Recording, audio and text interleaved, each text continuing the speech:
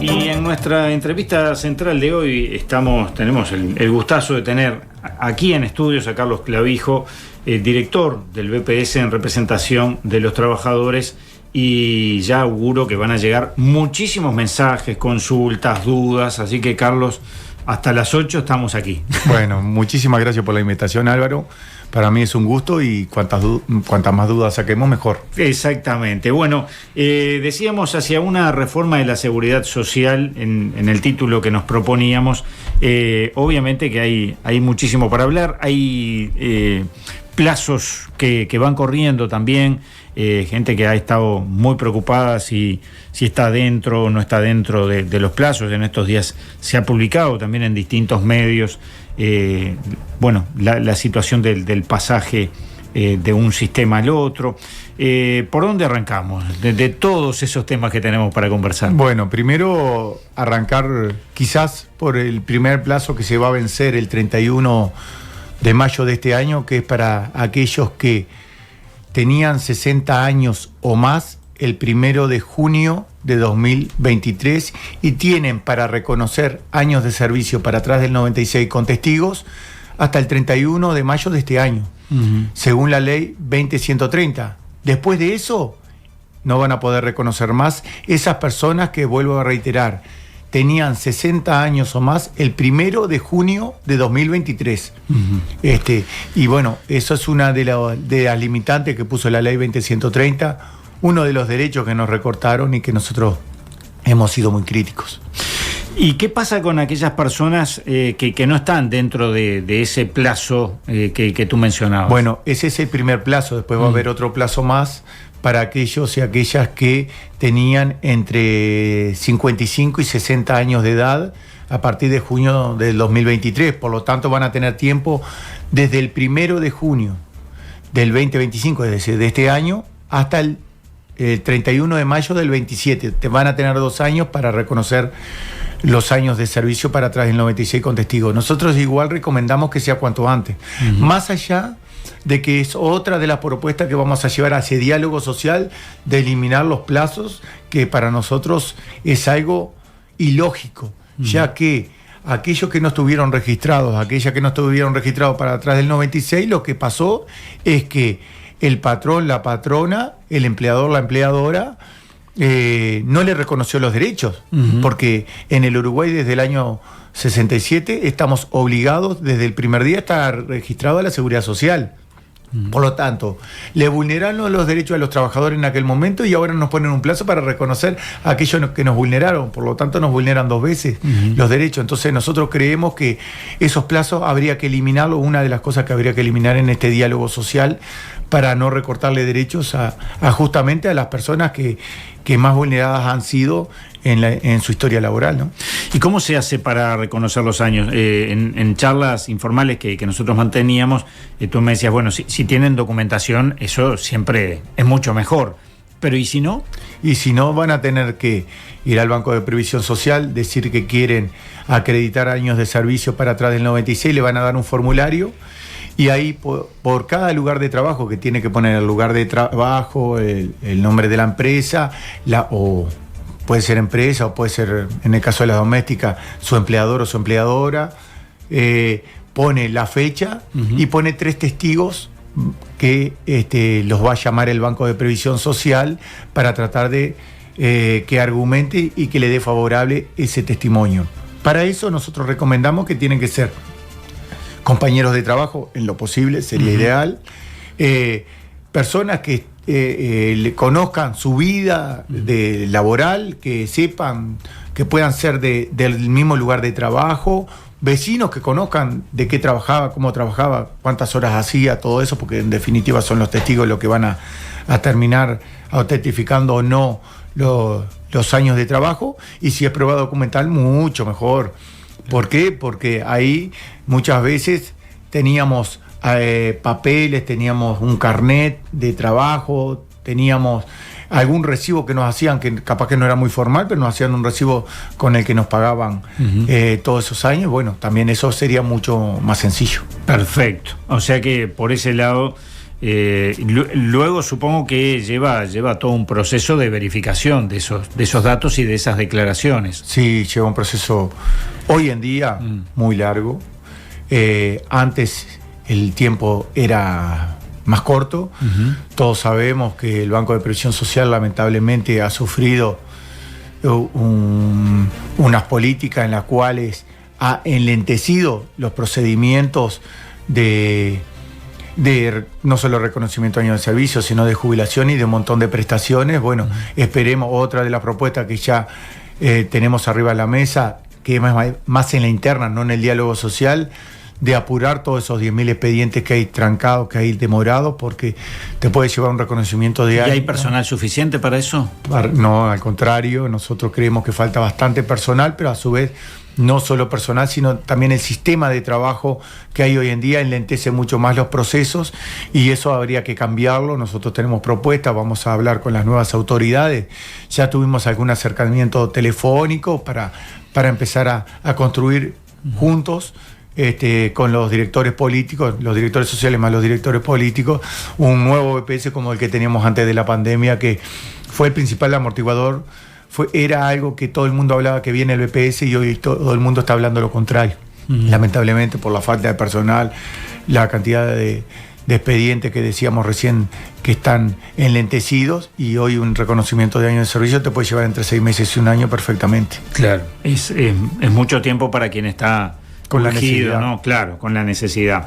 Decíamos como título para dar comienzo a esta charla hacia una reforma de la seguridad social, y precisamente la seguridad social no es únicamente el tema de la jubilación, como habitualmente lo vinculamos, ¿no? Seguridad social, jubilación.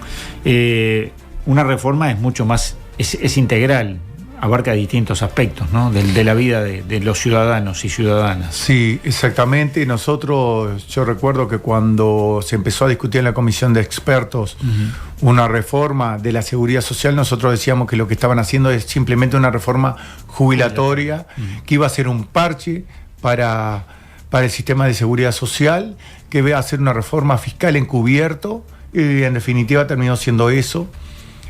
Una reforma de la seguridad social implicaría el tema de la primera infancia, los cuidados de la discapacidad, los temas de género. Justamente una reforma de la seguridad social tiene que ser más integral, tomar al ser humano, pensar en el ser humano y pensar cómo lo podemos proteger de mejor manera para que en su vida pase lo mejor posible y para tratar de equiparar o igualar esas condiciones que tienen justamente ciertos colectivos vulnerados, como por ejemplo los sectores rurales, domésticos, la gente que está en situación de calle, ni que hablar la primera infancia, que es donde aumentó más la pobreza en este periodo, fue en la primera infancia, sin descuidar tampoco los adultos mayores, porque no es una cosa o la otra, sino es algo integral. Y bueno, tenemos que pensarlo desde ese lado, pero creo que el diálogo social no puede comenzar sin discutir nuevas fuentes de financiamiento.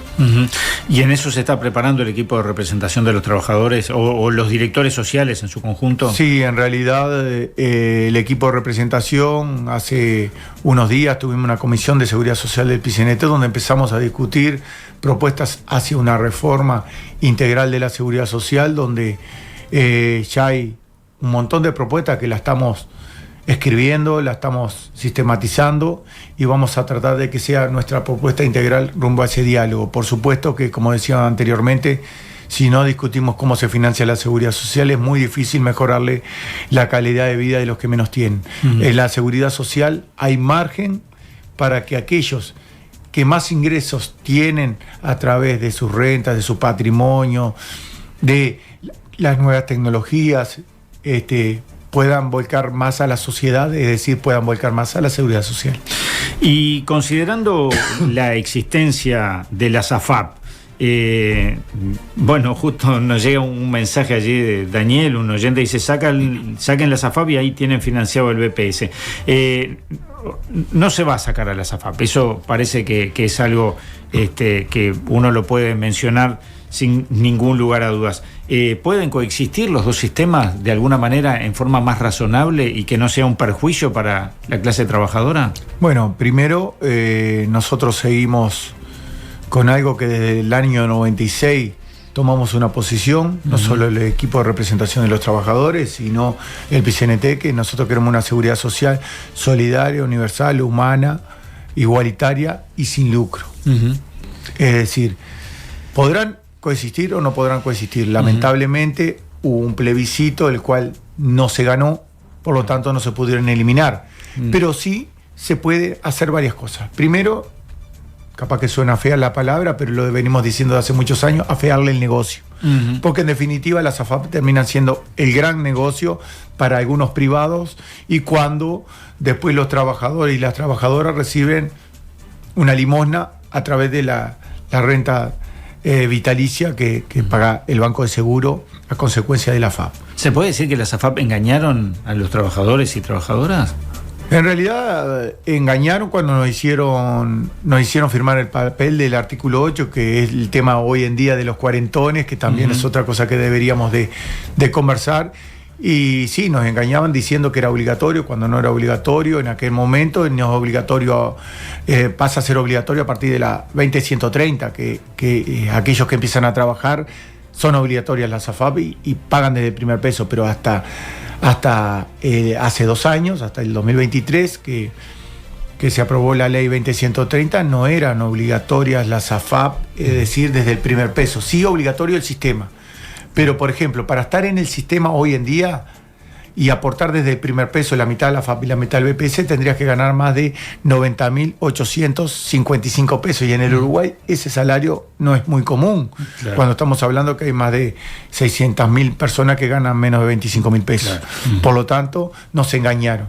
Después fue el gran negocio para esos sectores y para otros sectores más, sin contar las AFAP. Porque ¿qué sucede con las AFAP? Y por eso nosotros decimos que también hay que cambiar hasta la forma. No solo las comisiones que cobran, que son desmedidas, son una de las más altas en el mundo, sino cambiarle la forma.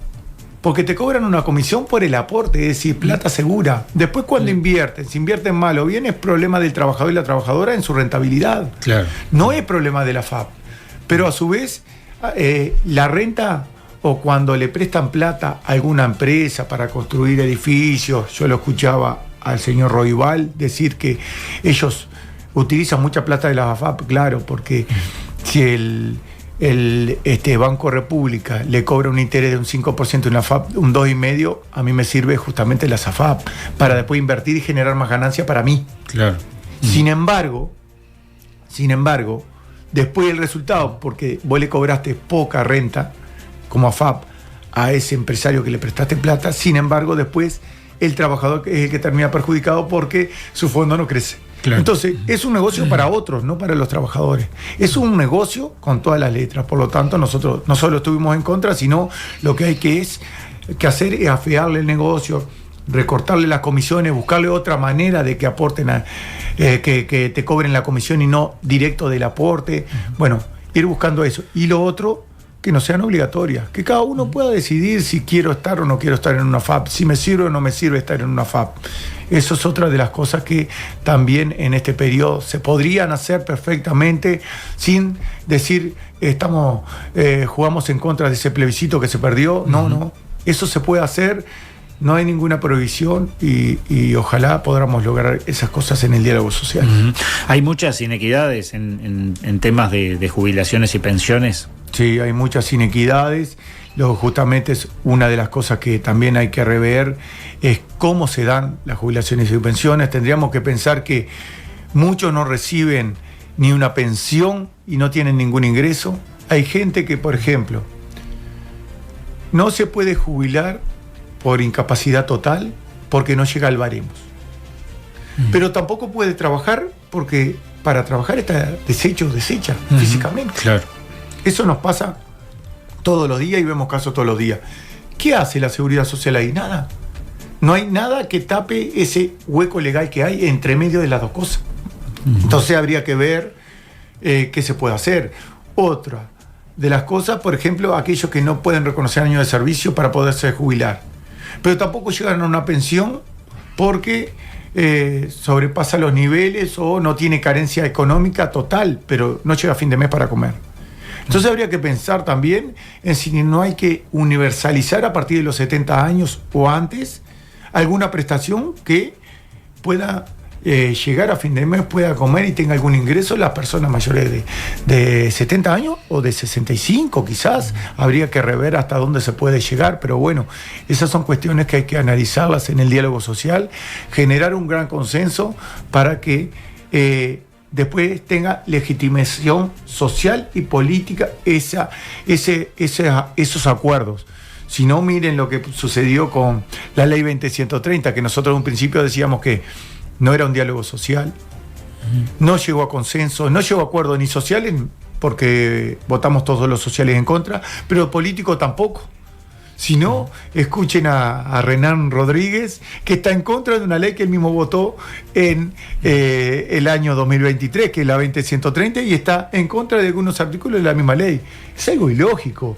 Yo hice acuerdo, levanté la mano y hoy estoy diciendo que está mal. ¿Y cómo voy a levantar la mano? Por lo menos a mí no me cabe en la cabeza. Voy a levantar la mano de algo que sé que está mal.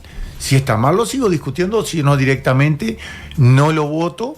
No hago mano de yeso para votar algo que no estoy convencido que esté bien o que le termine generando un perjuicio, como dice él en una entrevista, al país y a los trabajadores y trabajadoras. Entonces, me parece que ahí se demuestra claramente que hubo un parche, y bueno, eso no puede pasar.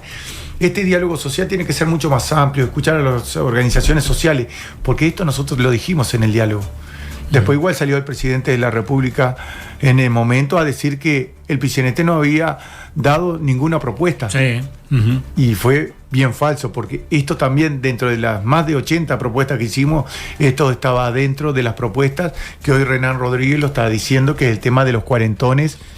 Y con ese tema de los cuarentones, que también pone un plazo y que también es otro parche y que también es otra incertidumbre que le da el sistema de seguridad social.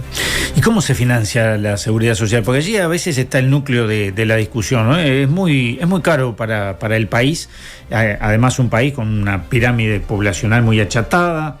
Y se pone el centro en el costo, ¿no?, de la seguridad social. Bueno, en otras partes del mundo ya se está hablando del impuesto a las nuevas tecnologías, ya se está generando. Por ejemplo, en Europa el impuesto a las nuevas tecnologías ya no tiene discusión, se le aplica directamente. Aquí en Uruguay tenemos el ejemplo de la caja bancaria, con la PCP, donde financia casi el 25% de todo el sistema de seguridad social de la caja bancaria. Es decir, un aporte muy importante. Igual las empresas se negaron a un 2% más en su momento. Se negaron un 2% más, pero en la reforma igual se agregó un poquito más, que eso por lo menos le puso paño frío en ese momento a la reforma de la caja bancaria, la cual se logró en ese sentido. Pero además, yo creo que el financiamiento de la seguridad social no va solamente en decir, bueno, vamos a crear impuestos. Al revés. Algo que el PCNT, el 1 de mayo del año pasado, lo dijo muy claramente: desarrollo productivo, reducción de la jornada laboral, empleo y salario de calidad. ¿Qué quiere decir esto? Si vos mejorás la cantidad de empleo con empleo de calidad, eso quiere decir que va a haber más aporte a la seguridad social y por lo tanto va a haber mejor financiamiento de la seguridad social. Pero a su vez, si vos pensás en la informalidad, que estamos por encima del 23% de informalidad en el país, según el periodo, a veces sube un poco más, a veces baja un poco más.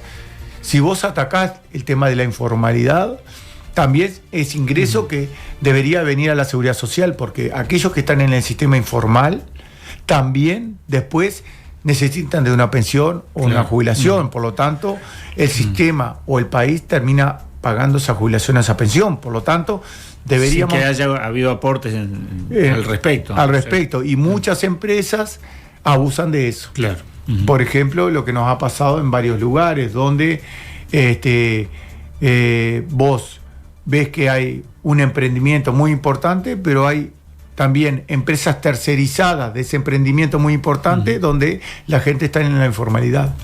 Claro. Bueno, eso deberíamos de mejorarlo a través de una inspección general que sea potente, que no la tenemos hoy en día.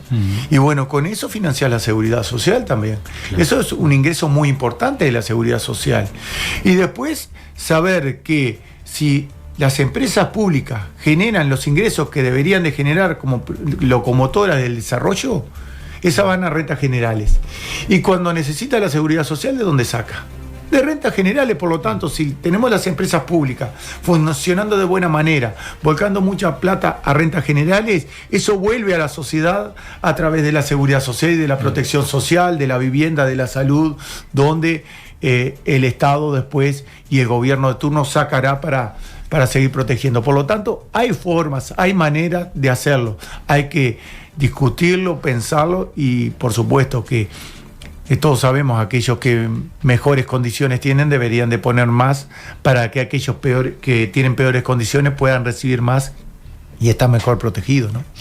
Uno de los mensajes que nos llegan de Laura, en este caso, dice que va a pasar con los aportes de los salarios, que al pasar los 230.000 dejan de aportar al BPS. ¿Lo van a modificar? Bueno, nosotros siempre estuvimos en contra de los que superan el tercer nivel, que es voluntario, y no aportan a la seguridad social. Eso tiene un porqué, ¿no? Tiene un porqué porque en el Banco de Previsión Social están topeadas las jubilaciones. Bueno, deberíamos de buscar ese tercer nivel dentro del sistema que sea de aporte obligatorio con una prestación que pase un poco por encima de ese tope. ¿Para qué? Para darle una jubilación un poco más acorde al salario que tiene, pero debería ser un aporte voluntario. Claro, no debería ser un aporte voluntario, sino debería ser un aporte obligatorio como todo el sistema. Yo voy a hacer un ejemplo de una persona que hoy gana 230.000 pesos. Esa persona aporta 15% al BPS. Pero una persona que gana 460.000 pesos, el doble, esa aporta un 7,5. ¿Por qué? Porque por los primeros 230 yo aporto a la seguridad social y por los otros, si quiero, no aporto. Pongámosle que no aporta, por lo tanto yo aporto la mitad. Es decir, cuanto más gano, menos aporto a la seguridad social. Creemos que esas son parte de las inequidades que tiene el sistema. Por eso la inequidad contributiva, como dicen los técnicos, habría que revisarla para que sea mucho más equitativo. No solo en eso, sino en todas las cantidades de exoneraciones que hay vinculadas a la seguridad social y no vinculadas a la seguridad social, pero sí vinculadas a rentas generales, que como decíamos anteriormente, también es importante para el país. Y después la inequidad que hay en la aportación. Claro. Somos el único país del mundo que aportamos el doble los trabajadores que los empresarios. Somos el país de América Latina que los trabajadores aportamos más. Estamos primero en el ranking. Y el quinto en el mundo. ¿No habrá que revisar todo eso? Algunos de los empleadores aportan el 7,5%. Dije algunos porque los que no están exonerados, el sector rural aporta 1,92%, una cuarta parte menos que todos los demás empleadores. Deberíamos de revisar eso. Yo no digo que esté bien, que esté mal. Deberíamos de revisar, discutir y ver de qué manera podemos hacer más equitativo el aporte. Entonces, eso sí se puede discutir también. Tiene que haber voluntad política y social. Por eso el diálogo para nosotros es fundamental. Tú mencionabas el caso de la caja bancaria. Allí, por ejemplo, me consta que están topeados. Es decir, todos aportan, pero las jubilaciones están topeadas. Pero allí después aparece otra discusión que, claro, no nos dan los 2 minutos que nos quedan de programa, ¿no? Tendríamos que tener 2 programas más. No hay problema. Pero el tema de la coexistencia del Banco de Previsión Social y de las cajas paraestatales, ¿eso es algo que habría que revisar de futuro? Bueno, la ley 20130 habla de la convergencia, donde van a ir a un sistema único. Yo creo que deberíamos de analizar y ver esa situación para que en realidad... ¿No le generaría un perjuicio al BPS que cayeran las cajas paraestatales allí? No sería un perjuicio porque en definitiva va a haber un patrón, va a haber una forma de regulación única, en la cual quizás sea mucho mejor para el sistema y hasta para la discusión en general. Por supuesto que debería de haber amplios consensos, porque nosotros siempre decimos, muchas de estas cajas, como la caja bancaria, fue un logro a través de la lucha de los trabajadores y trabajadoras, que muchos de ellos perdieron la vida, y en honor a ellos tendría que mantener la esencia de los sistemas. Lo que sí deberíamos de reanalizar la viabilidad y de qué manera podemos tratar de generar la sostenibilidad social y económica de todos los subsistemas, porque hay cajas que rompen los ojos, que son mucho más deficitarias, por más que no nos gusta hablar de esta palabra, como la caja militar, en la cual sí hay una diferencia muy grande, porque en momentos de dictadura en el país se hicieron cambios en esa caja que benefició justamente con el aguinaldo para los militares, quitándole los aguinaldos a los jubilados y pensionistas del BPS. Entonces habría que ver esos privilegios, eliminar los privilegios y llegar a un sistema común, que no estaríamos tan en desacuerdo, por supuesto, llegando a grandes consensos con todos los compañeros y compañeras de esos subsistemas, ¿no? Carlos Clavijo, nos quedamos ya sin tiempo, nos reencontraremos muy pronto. Justamente el tema de la caja militar era un tema que nos quedaba, porque allí hay actores políticos que hablan mucho de las cajas paraestatales, hablan mucho del BPS, hablan menos de la SAFAP y mucho menos de la caja militar, que si vamos a un sistema único, vaya si habría que reverlo eso, ¿no? Totalmente de acuerdo. Cuando yo a veces escucho lo mismo que estás diciendo tú, Álvaro, que se habla mucho del BPS y habla mucho de déficit y no hablan de protección social. Quizás tendríamos que humanizar más la seguridad social y empezar a hablar de inversión social en los sistemas que realmente protejan a los que menos tienen, y aquellos sistemas donde realmente hay privilegios, recortarlos. Yo preferiría que algunos actores hablen de eso, más que de decir, bueno, hay que recortarle derechos, como se hizo con la 20.130, a la mayor cantidad de gente, justamente a la gente más vulnerada, como las prestaciones por discapacidad, temas de pensiones y la misma jubilación que se recortó, justamente, y sin pensar en los otros subsistemas que son deficitarios en serio. Muchas gracias, como decía, nos reencontramos pronto. Bueno, muchas gracias, Álvaro, y a las órdenes para cuando tú quieras. Y con todas y todos ustedes nos reencontramos mañana tempranito a las 6:30, porque se nos voló el tiempo, ¿eh? Chau, chau. Hasta aquí, la actualidad sin rodeos en Info 24.